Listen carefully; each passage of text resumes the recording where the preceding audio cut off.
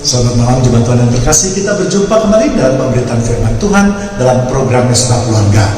Dan pada malam hari ini kita sama-sama akan belajar suatu topik yang saya beri judul Mengapa Tuhan memakai bangsa Babel atau bangsa Mesir untuk menghukum ataupun memberkati bangsa Israel. Ya, namun seperti biasa sebelumnya kita akan berdoa terlebih dahulu. Terima kasih Tuhan, kalau pada malam hari ini kami semua dalam keadaan sehat dan segar setelah penjagaan Tuhan sepanjang hari ini. Malam hari ini Tuhan, sebelum kami beristirahat, kami ingin dipuaskan terlebih dahulu oleh firman-Mu yang menjadi penuntun hidup kami Tuhan. Dalam nama Tuhan Yesus kami sudah berdoa dan mengucapkan syukur. Mari sama-sama yang siap untuk menyambut firman Tuhan, kita katakan amin.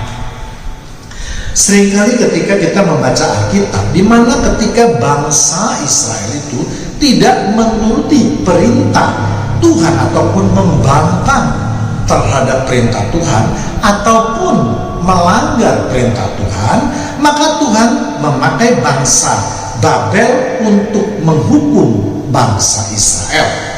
Ya, dan sebaliknya apabila Tuhan ingin memberkati bangsa Israel, maka Tuhan memakai bangsa Mesir.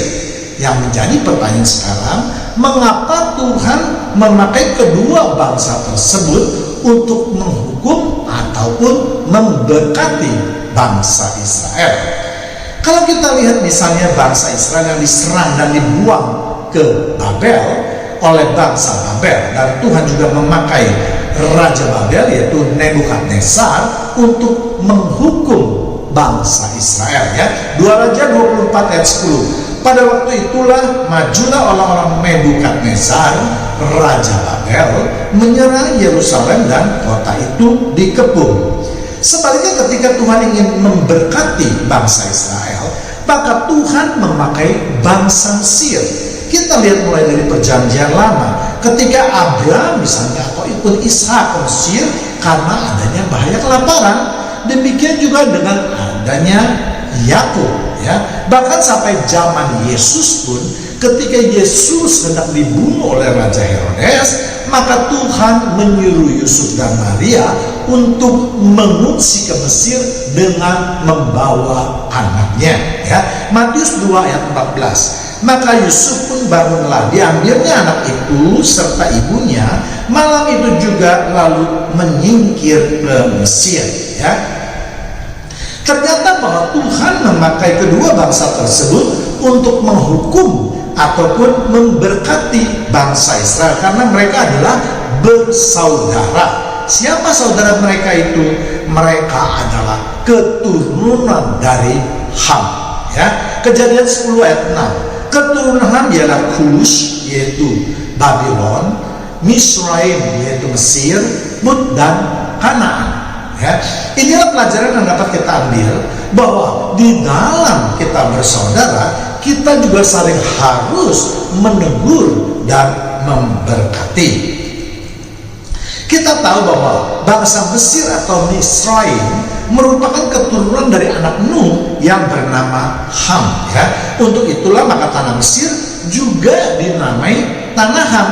Dan hal ini dapat kita lihat di Mazmur 105 ayat 23. Demikianlah Israel datang ke Mesir dan Yakub tinggal sebagai orang asing di tanah Ham.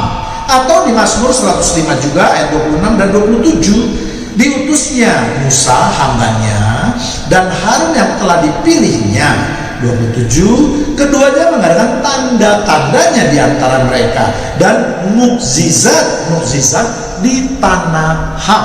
Ya, atau di 1 Tawarik 4 ayat 40. Mereka menemui padang rumput yang gemuk dan baik.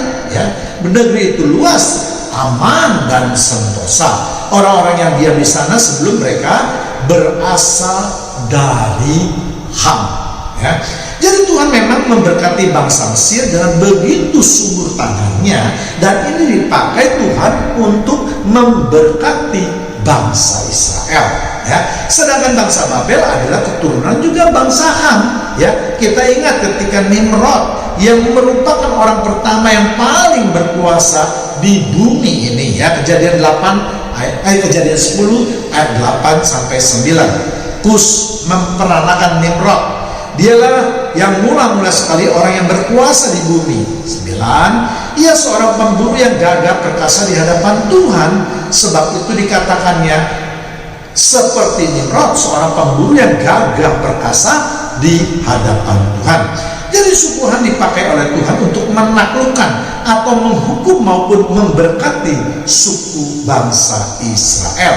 Mengapa hal itu bisa terjadi? Karena Tuhan pernah memberkati bangsa Ham atau keturunan Ham, maupun juga pernah mengutuk bangsa Ham atau keturunan Ham atau Kanaan melalui Nuh. Ya, Kejadian 9 ayat 10. Lalu Allah memberkati Nuh dan anak-anaknya, serta berfirman kepada mereka, beranak cuculah dan bertambah banjaklah serta penuhilah bumi. Jadi di dalam keturunan bangsa ini ada dua sifat, yaitu yang sifat pertama memberkati dan sifat yang kedua yaitu menghukum. Ya, Kejadian 9 ayat 18. Anak-anak Nuh yang keluar dari Batra adalah Sem, Ham, dan Yafet. Ham adalah bapak Kanaan. Ya. Jadi Alkitab mencatat bahwa Ham adalah bapak Kanaan. Artinya Ham adalah pemimpin dari suatu suku bangsa yang cukup besar pada zaman itu. Sebab suku Kanaan itu terdiri dari orang Gergasi, orang Het, orang Yebus, orang Amori, dan seterusnya. Jadi sebenarnya Hamlah yang diberkati Allah. Ya, Allah sudah menggariskan bahwa keturunan Hamlah yang akan masuk ke tanah perjanjian. Itulah sebabnya tanah perjanjian tersebut disebut juga dengan tanah Kanaan. Namun sayangnya karena keteledoran Ham yang melihat aurat ayahnya itu, yaitu Nuh, maka keturunan Hamlah yang akhirnya dikutuk oleh Nuh. Ya, Kejadian 9 ayat 25 berkatalah ia, terkutuklah Kanaan, hendaklah ia menjadi hamba yang paling hina bagi saudara-saudaranya. Sedangkan bangsa Israel adalah berasal dari garis keturunan Sem. Ya, karena Yakub berasal dari keturunan Abraham dan Abraham berasal dari keturunan Sem. Lalu apa maksud Allah memakai bangsa Ham untuk menghukum bangsa Israel?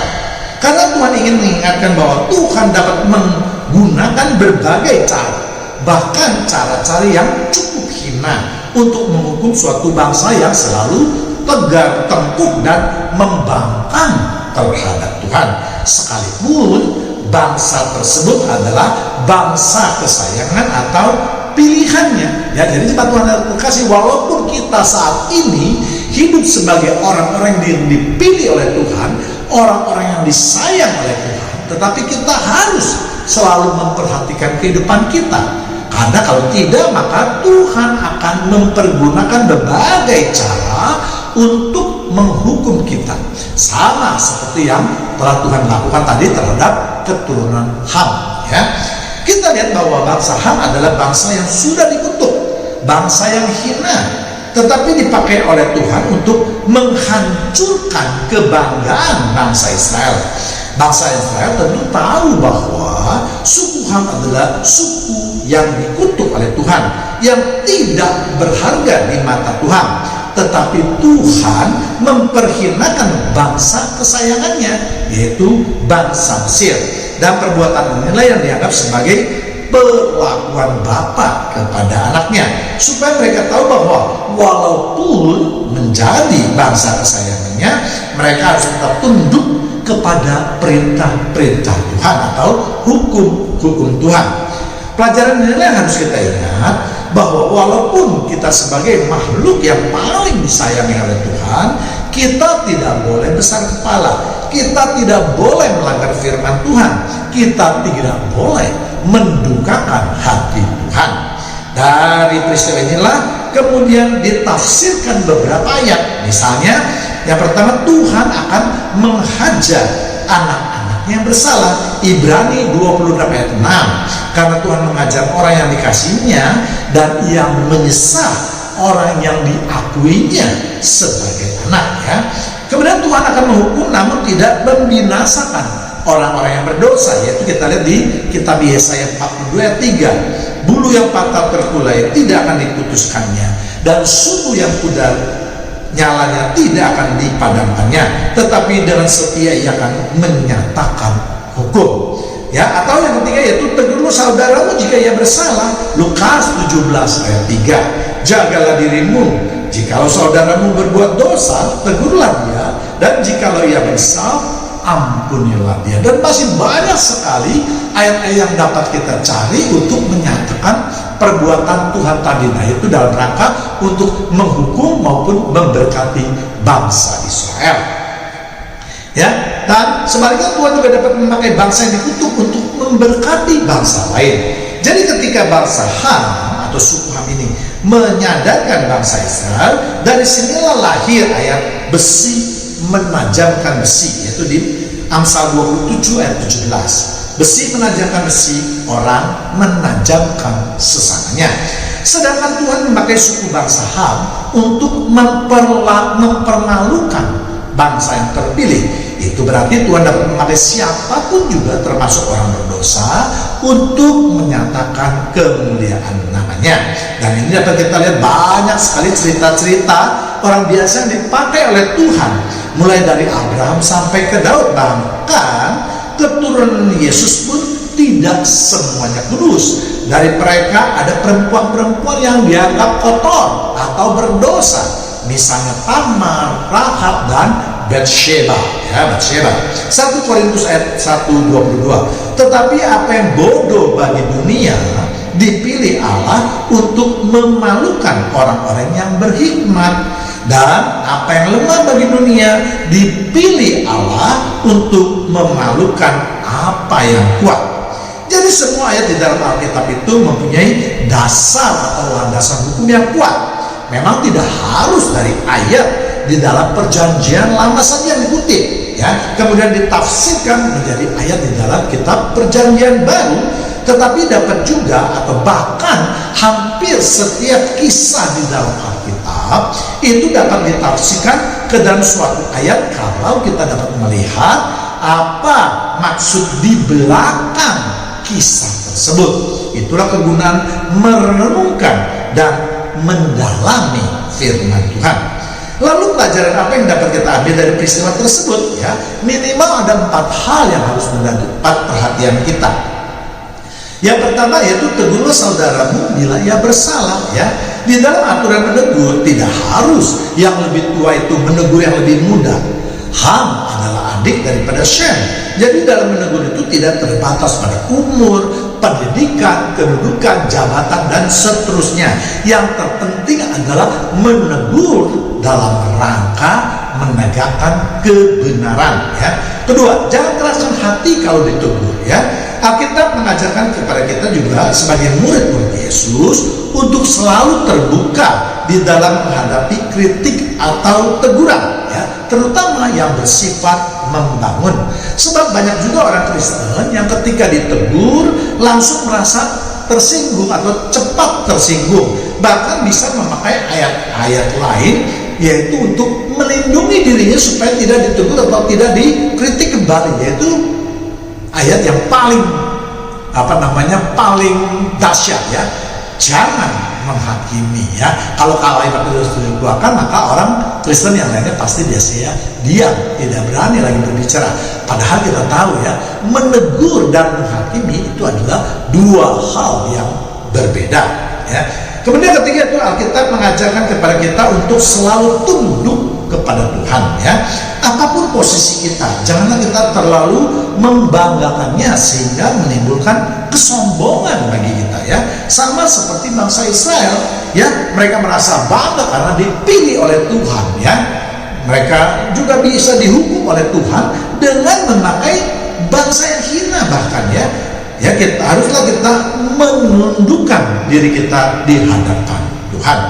Yang keempat yaitu janganlah kecewa karena keterbatasan kita. Ya, Tuhan tidak selalu memakai orang-orang yang hebat, orang-orang yang pandai, tetapi di mata Tuhan bisa memakai siapa saja yang menuruti kehendaknya. Dan ingat, tujuannya adalah untuk mempermuliakan nama Tuhan ya. Tuhan tidak memilih karena rupa, karena kepandaian kita, karena keahlian kita dan seterusnya. Tetapi Tuhan akan memilih kita sesuai dengan apa yang hendak dinyatakan oleh Tuhan ya.